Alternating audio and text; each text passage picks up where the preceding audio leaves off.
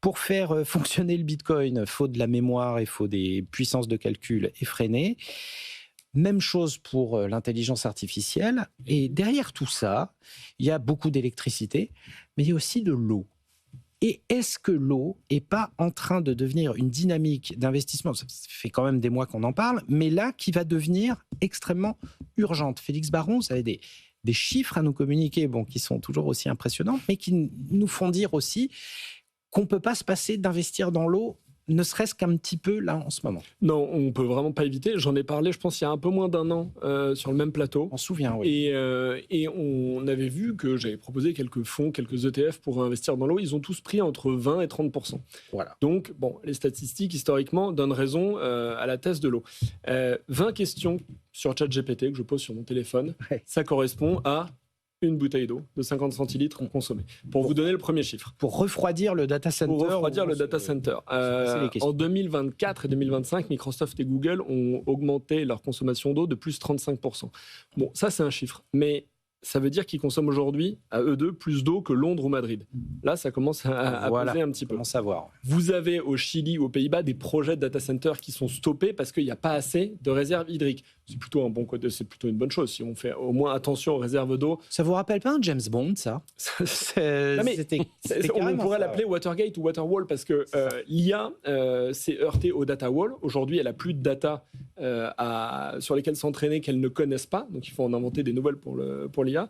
Ensuite, il y avait le chip wall. Il n'y avait pas assez de. On s'est heurté au mur des puces. Maintenant, c'est le Waterwall.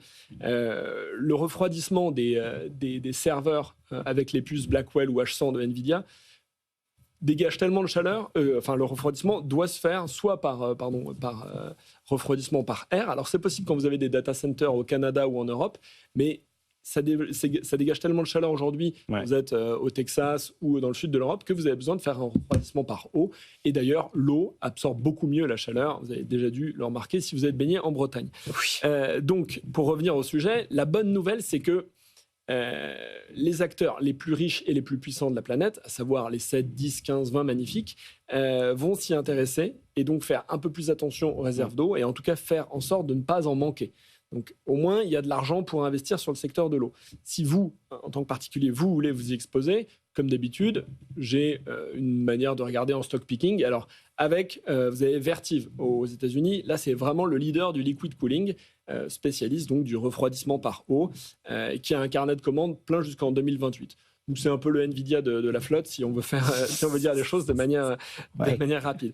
Schneider, Cocorico, enfin je propose une action française. Le réseau intelligent. Non mais ils sont leaders sur la gestion thermique hybride. Ils sont très forts sur les connexions électriques. Ils font pas de data center, mais ils interviennent dedans. C'est une valeur un peu plus sécurité. Vous avez aussi Ecolab aux États-Unis qui fait tout le recyclage de l'eau. Et puis pour être d'accord une fois avec Christian, on peut aussi investir via des ETF. Vous avez le Lixor PEA eau. Alors là vraiment c'est bien parce qu'ils rentrent dans le PEA avec des valeurs qu'on connaît, des Veolia, mais aussi des valeurs US, American Water, ou bien le iShares Global Water, le fameux H2O, lui, il est très exposé US, mais il a l'avantage d'avoir un dividende versé 2 fois par an. Et puis le dernier, vraiment le champion du secteur, qui était le pionnier, c'est le fonds Pictet Water, j'en avais déjà parlé. Oui. Lui, il est très fort parce qu'il a une gestion active, donc il essaye de faire mieux que l'indice. Et en plus de ça, les sociétés sont souvent des contractants directs des hyperscalers. Donc, dès qu'il y a un contrat sur l'eau de Google, de Microsoft, de Amazon, généralement, c'est les sociétés qui sont dans le portefeuille de ce fonds qui sont sollicitées.